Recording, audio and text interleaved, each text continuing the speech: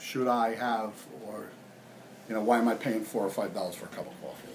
So, All right, thank you, everyone. I appreciate it. Thank you. Thank you. Good job. Thank you. Good job. Sorry you missed Anthony's delivery of his new business. Say hi. Hello, everybody. Okay, because I didn't Muchas record. gracias. We left the room, but we all got to enjoy some fantastic Organo Gold coffee, which is probably backwards to you. Commercial break. Yeah, commercial break. So whoever's watching this, you'll have your opportunity too. You'd give us 5 minutes of something that you'd like to talk about. You can do whatever you want with your 5 minutes. You can talk about something you are already making available, a service or a product. You can talk about a conundrum that you have in business or in your financial circumstance and bounce it past everybody for insights or new ideas. So you can do whatever you want with your 5 minutes. It doesn't have to be that you have, something entrepreneurial going on. All right? You just decide what it is that you want. Does it have to be the next class, or could it be the fourth? It could be the 4th. Okay? We don't want to leave it so that everybody is going on the 4th. So I was going to send you out an email. Just tell me which of the 2 days you would prefer, because it'll make it easier if we're doing half and half. All right? But you know what? The other part of this that's very helpful is while you're taking a wealth building class and changing your frame of reference, it's good to perceive yourself as a magnet to money. It's good to think of yourself in terms like it's not just about you receiving here, it's about you sharing too and integrating this into your life.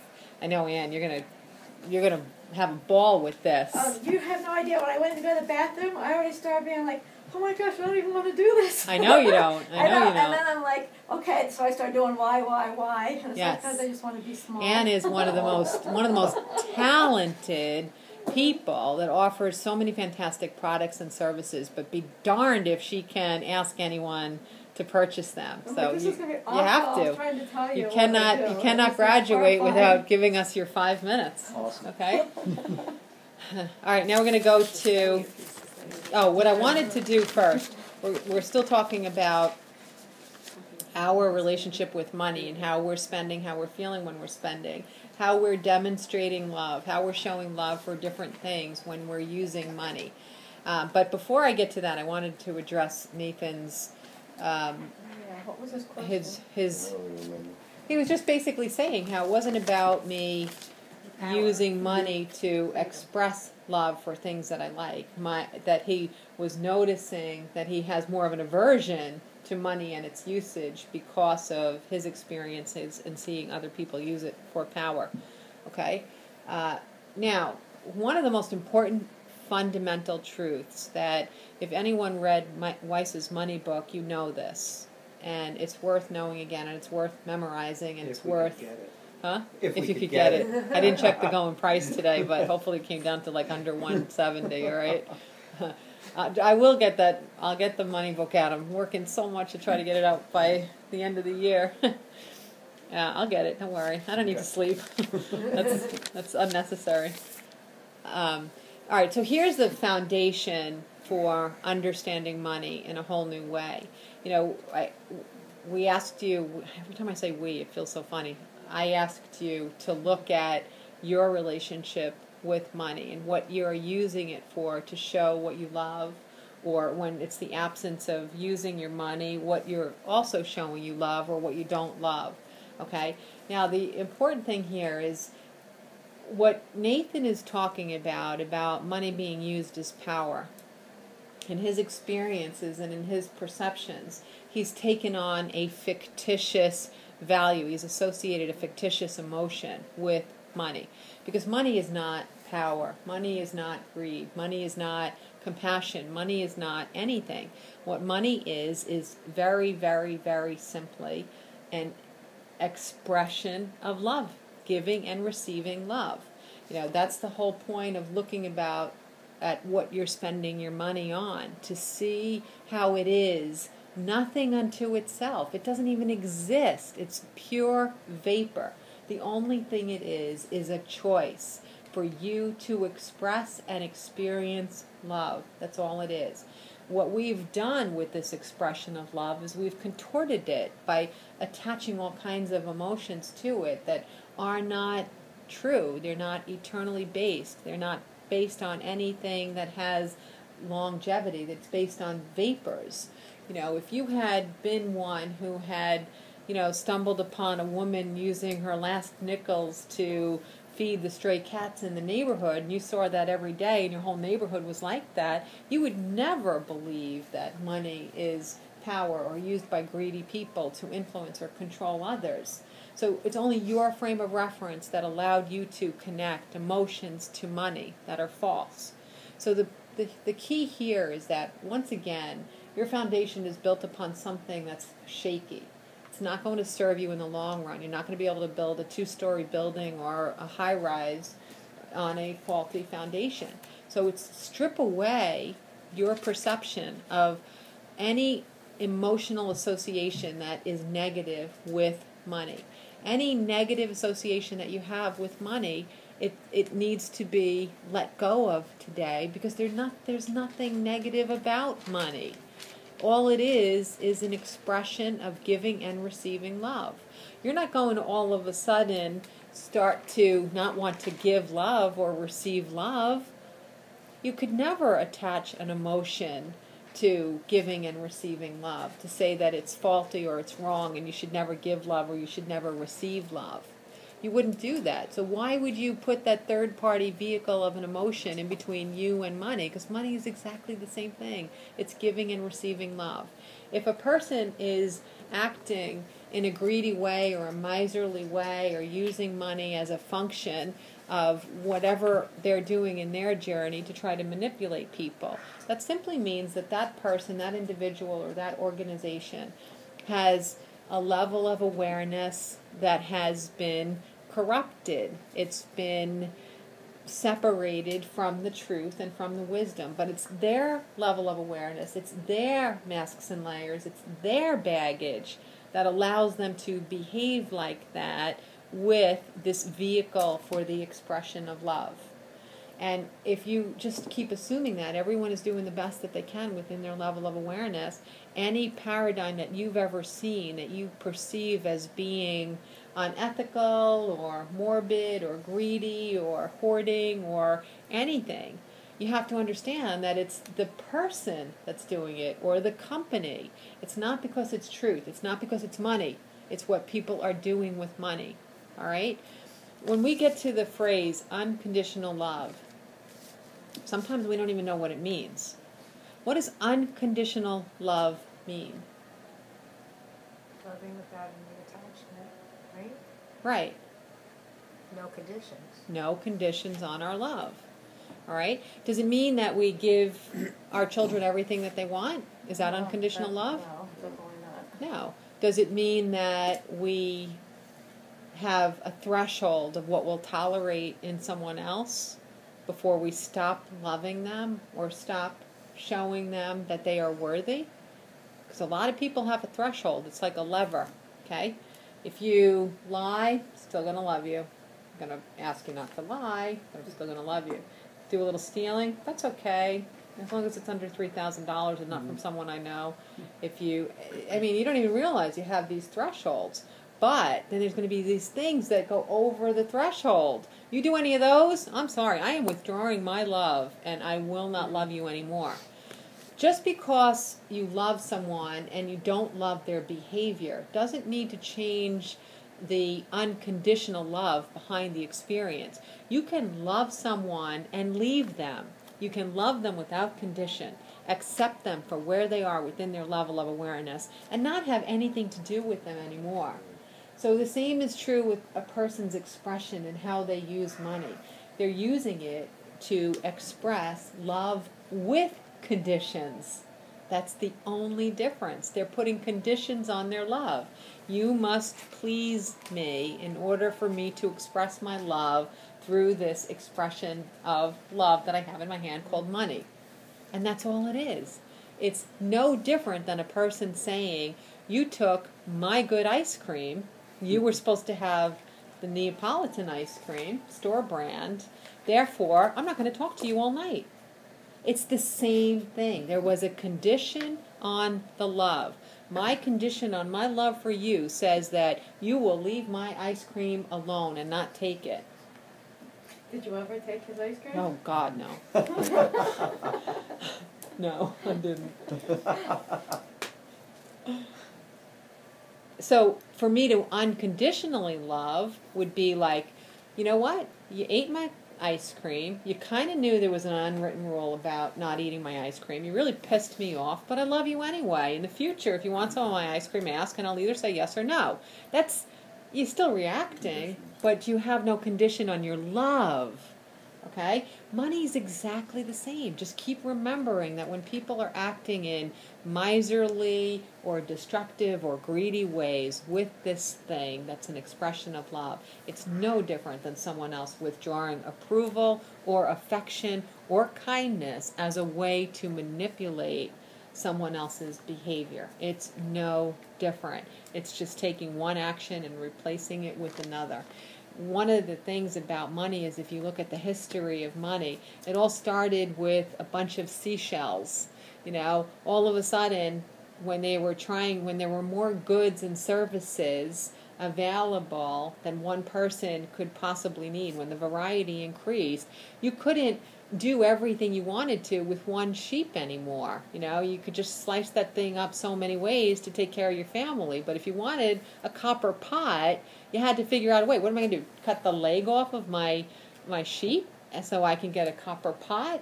No, but my sheep is worth 40 shells. Your copper pot is worth 5 shells.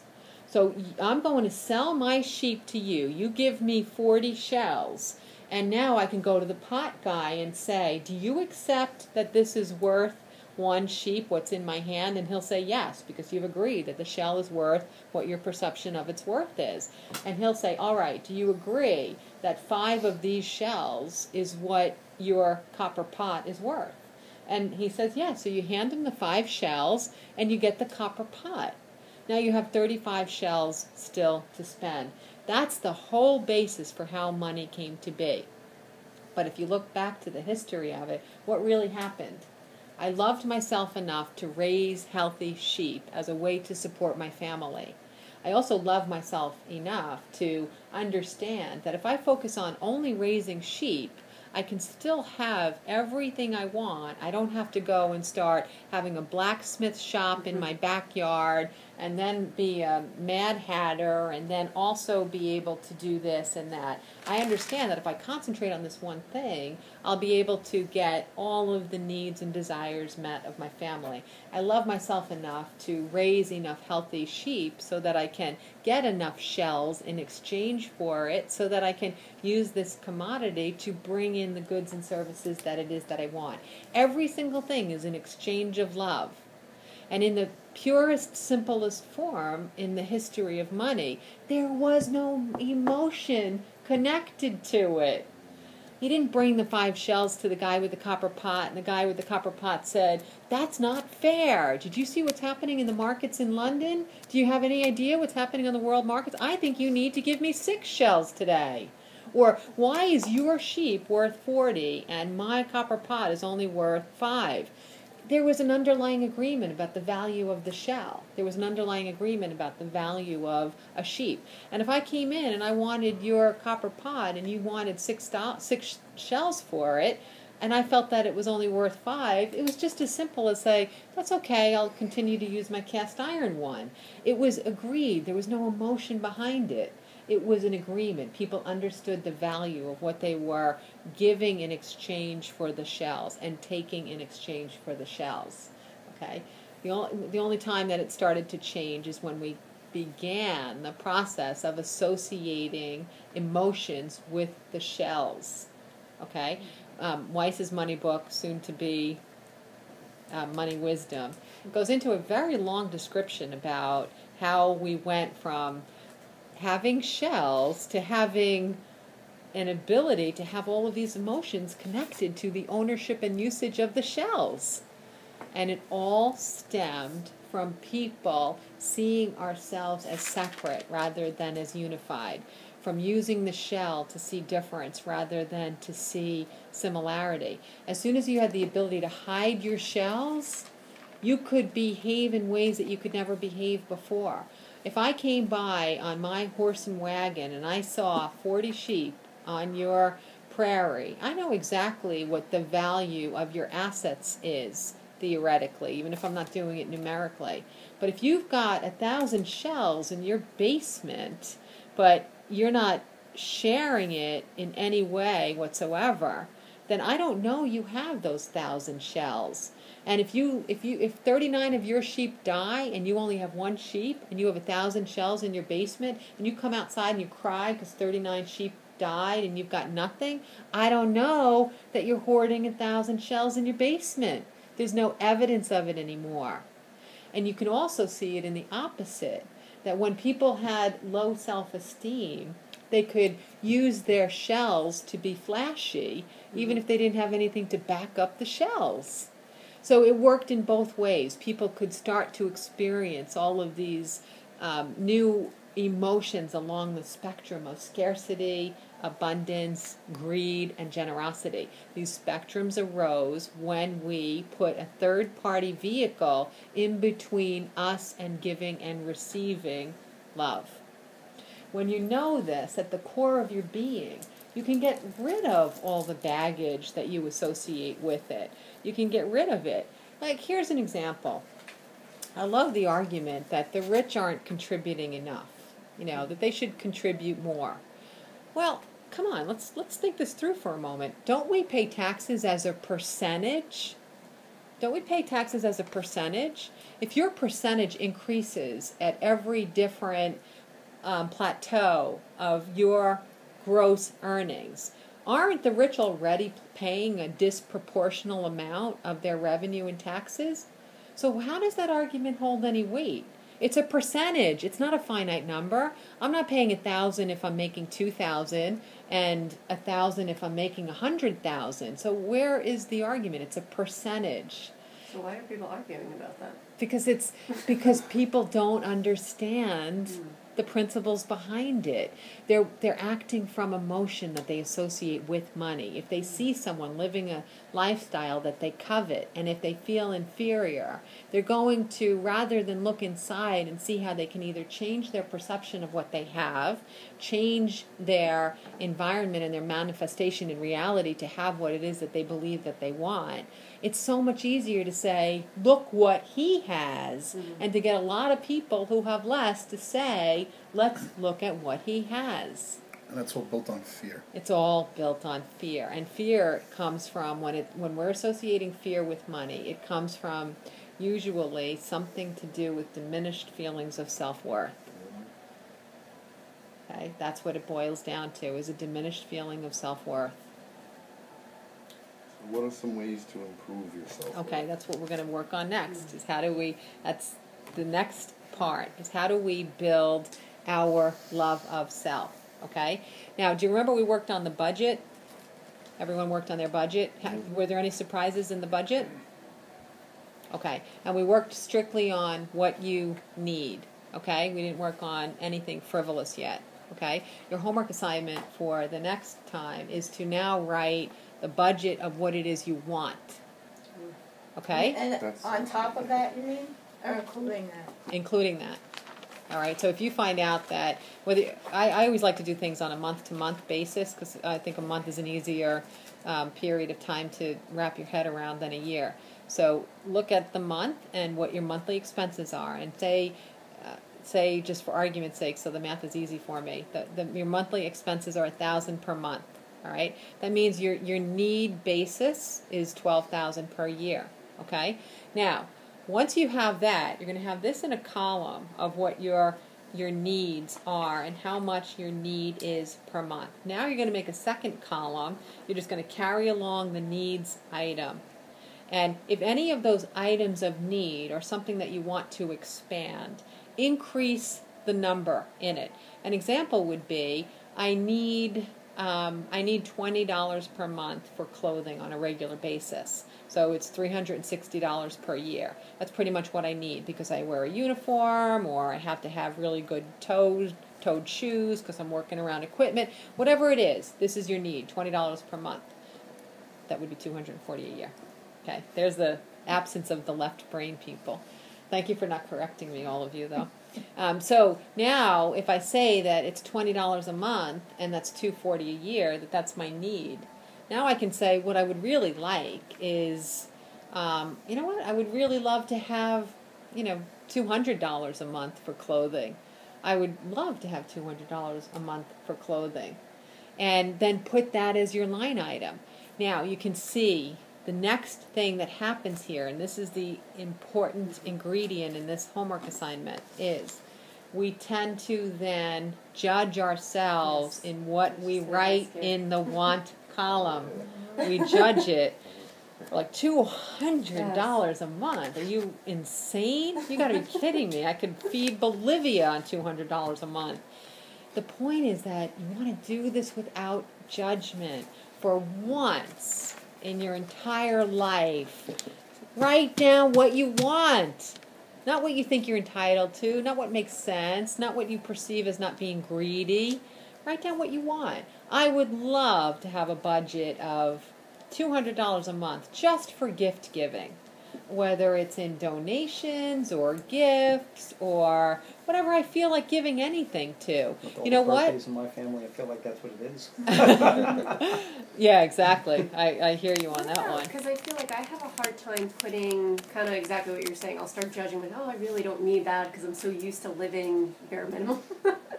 But I could picture myself in this huge house, but I don't know the dollar amount associated, and I think if I don't know it, I don't have that judgment, but I could see the house, I could see, to me that seems easier than putting a dollar amount. I don't know if that's because there's something that I didn't discover yet. Well, you know what?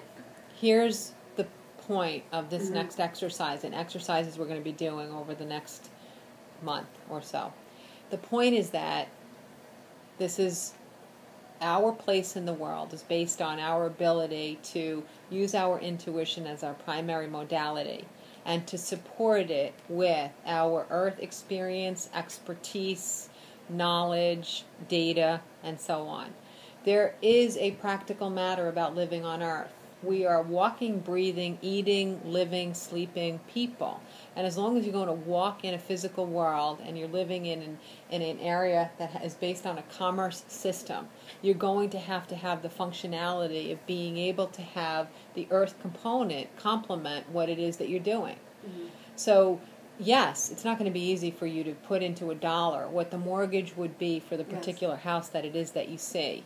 But in a particular instance like that where something is ambiguous and it's a little bit vague, what you want to do is just increase your line item in a way that you can have a frame of reference for it. Mm-hmm. So in your particular case, it might be a little cottage that you could probably get for about $200,000, and then run to one of those mortgage sites and say, what would just assume you have to mortgage 100%. Don't worry about the details of it. What is $200,000 at 5% interest per month go for the 40-year loan. Mm-hmm. Just come up with some frame of reference for yourself.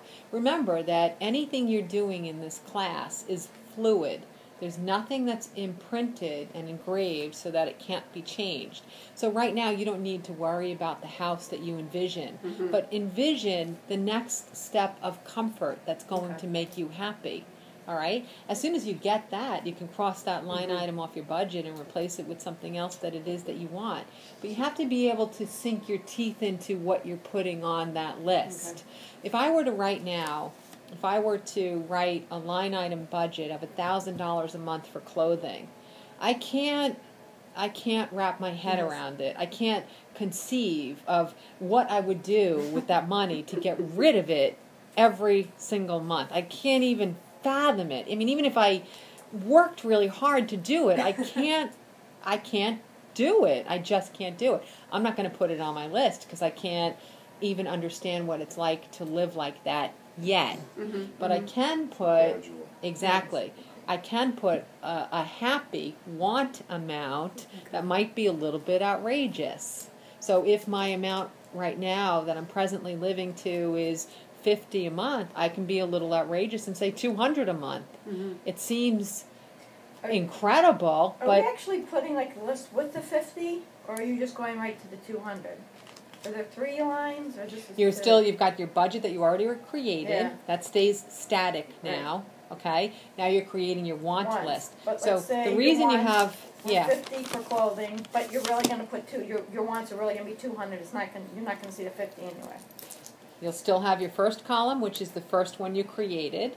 Now your second column will have a new dollar amount next to each of those line items. Some of them will stay exactly the same because they're fixed. Okay. Some of them are variable, so the ones that you can change because you want to can change. But you got to really think this through. So for example, we put a pool heater in this year. So my fixed expense of my LIPA bill changed. I didn't put the heater in until I was comfortable with seeing that particular fixed expense go up. And when I was comfortable with the amount that it would change to, I could put the want amount under my LIPA column. Okay. Okay? Now, on the wants, are we putting things though on here that aren't even on the needs? Yes, this is where I'm going next. Right now I was only working on with what what your list already says. So some items are going to be identical because they are static, and some of them are going to change. You're going to put what you want, not what you need in there, okay? So for example, if you wanted to go up to see your family 4 times next year, but you felt you didn't have the gas money for it, then you increase your gas money line item. You throw in a line item for tolls, or just make travel a bigger one or something. But the point is that you work with what you had in need already, say how that need might not have been enough for any one particular line item, and expand those. Now we get to the fun stuff. The next part of it is to write down what it is that you want other than the line items that even fall on your need list. Okay? So that could be, you know what, I really want to fly somewhere south every winter and spend a week on the beach. What would that cost? It's going to cost you $3,000. So put 3,000 divided by 12 into, I'm not going to even try the math, people. Put it onto your line item. Do estimates in your head about what something might cost. You know what? I've been putting around in a little Hyundai for quite a few years now. It's a 1999 Hyundai, and I think it's time to upgrade to a Honda. So, you know what? I don't necessarily need a 2013 Honda, but a 2009 would be pretty good. Sit down, open up the newspaper, 2009 Hondas. All right, they're selling for $14,000. Take out a car loan, I'll put down $1,000. Go look up what it'll cost you. Guarantee you're going to get zero financing somewhere. Now you put the line item of what you would like your expense to be, what you would like to be able to afford as a monthly new expense for upgrading your car, changing up your car. Okay, so keep thinking. Now when you upgrade the car, you're also going to have to add more into what was a static line item of your insurance. Now your insurance is going to go up because you have a car that the insurance companies Sometimes it goes down. Yeah, you know what? When the safety features are better, it can go down. You're absolutely right. But, you know, you don't have to get crazy with the details. I want $300 a month for a car. Yeah, it's probably going to affect my insurance tops. For Jamie, it's going to affect her $30 a month. That's it. Okay? So don't go crazy with it. Just kind of, the key is you are creating a brand new target to hang on the tree for the universe to see. If you don't have a target for it to see, it can't aim anything at anything. Okay? So, all right, all of a sudden you're at the used car dealership. You found the perfect 2009 Honda. Awesome. It's the color that you want, everything about it you love. Now, you're just about to make the down payment on it. You're just about to give the guy a check to hold the car. And all of a sudden you get this grinding feeling in your chest. And you're like, oh, crap, I forgot. My insurance is going to go up. I can't do this. And then all of a sudden everything implodes, you know. It's like taking a big nail and sticking it in your happy birthday helium balloon. So rather than have popping happen all over the time with people and nails on your balloons, get in there and figure out what you really want. And figure it out. Think it through. Think out what you want. Okay, how it looks and it feels. This is the practical part of working on building wealth. And there's going to be some more practical parts. So you're going to just kind of dig in and you're going to do it. And you're going to see it's really not that hard. Okay? And now think of other things that you would like. I would love to take ballroom dancing lessons. You know, I would love to be able to go to the art museum over in Islip and take one of those 6-session art classes, which are really expensive. I want to do that.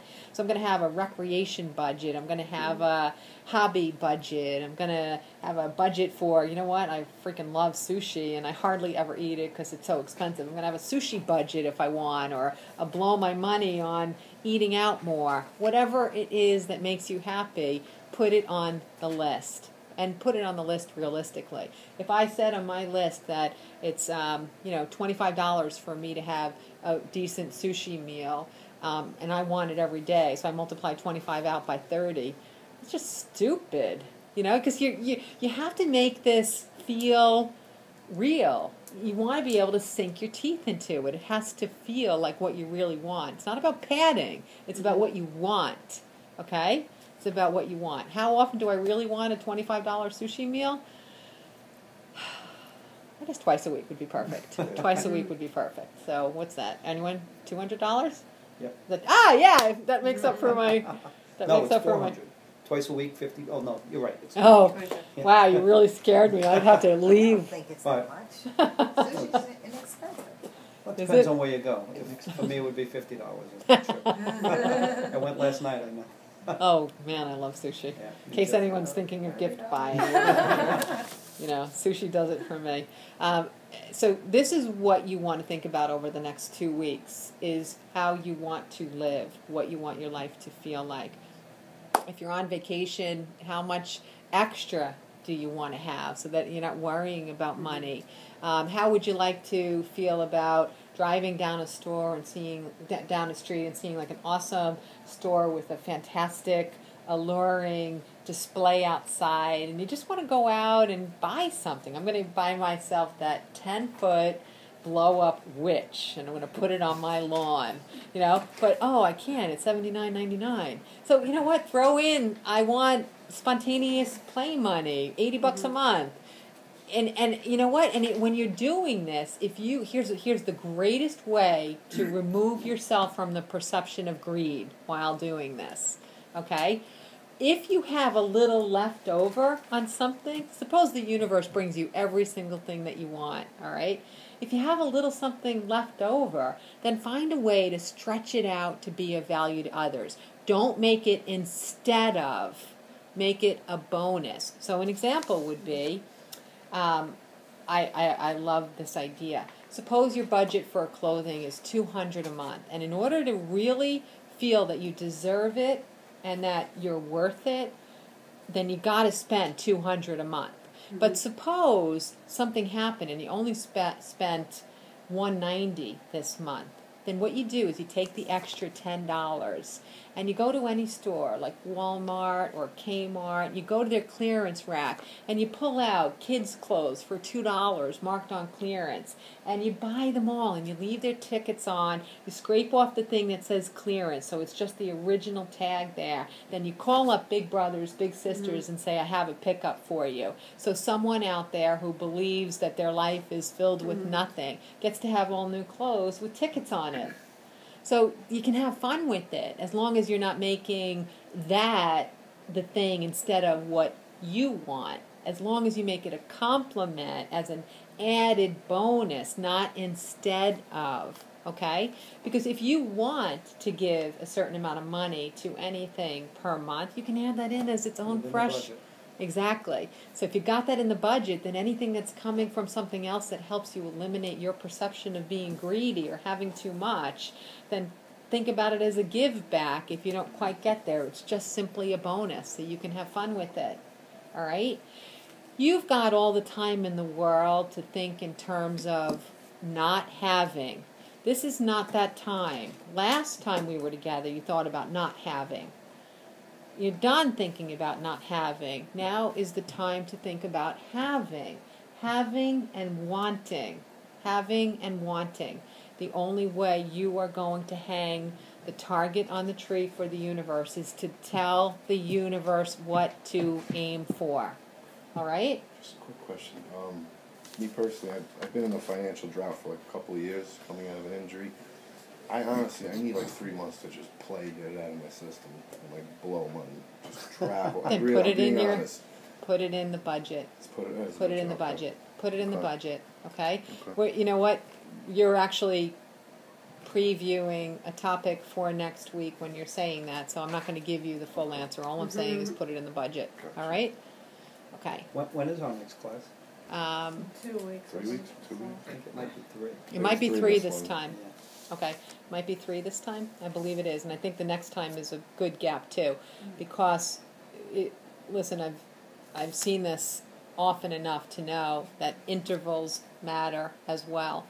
It was really important that you see each other quickly after the first time. It was very important. Otherwise, this becomes a vague and distant memory, and it does not become something that you're passionately connected to. But now, what the universe is going to provide you is with more opportunity to witness and perceive everything that we've talked about since the first time that we met. All right, it's overwhelming to have all of that in 1 2-week period, but to have had that first 2 weeks to digest and to re-perceive your place in the material world, now to have a little bit more added onto that and add it to the tasks that you're already doing, and have 3 weeks for the universe to have conversations with you about money. Okay, that's really beneficial to you. All right, so we meet again in 3 weeks. I am going to, unless you guys want to tell me right now who wants to go next time or the time after, I'll email and everybody can let me know. Ann, do you want to go next time? Oh, I'm dying to go. That's why I figured Are we still keeping the log, or we're done with that? No, you continue with the log. Oh, continue with. Continue with the log. Oh, the daily log? Yeah, from about the first homework. The purchases, Are we how done you with feel that? about each Oh, Emotional no, log. not as long as Okay. you believe you extracted your own emotional relationship with how you're using money to show love or to not show love. As long as you have personally extracted the benefit of it. Like, for example, the other exercise that we went back to this time about why am I living, you might want to amp that up a little, go a little longer on the threads. And, of course, I didn't say it as a specific assignment, huh? Did you say, why am I living? in scarcity? In Oh. living in scarcity, Okay. sorry about that. That's a big question. Why are you living the way you're living? Luckily, if I'm skipping ahead, he's able to fill in the Thank you. gaps there. When we were doing the list, I'm not sure if we were supposed to do it or not, but I put good or bad. How everything made That's me what I feel. did. I have little smiley Yeah. faces.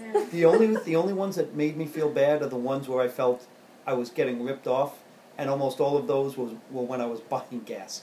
You know, I was hysterical. going to bring that up too. I didn't have any negatives Yeah. for when to not buy, but I had plenty when I did buy, like you just said, and you felt ripped off. I had so many where like I got mad because I didn't feel like I got my value out Yes. of whatever I spent my money on. Yes. $10 Do you dozen have any eggs. Yes. anything Yeah. to say about that? Yeah, we're gonna that you again. If you think you've culled all the value of it, you don't have to continue with it. But we are going to discuss it in depth more next time and the time after that. Okay?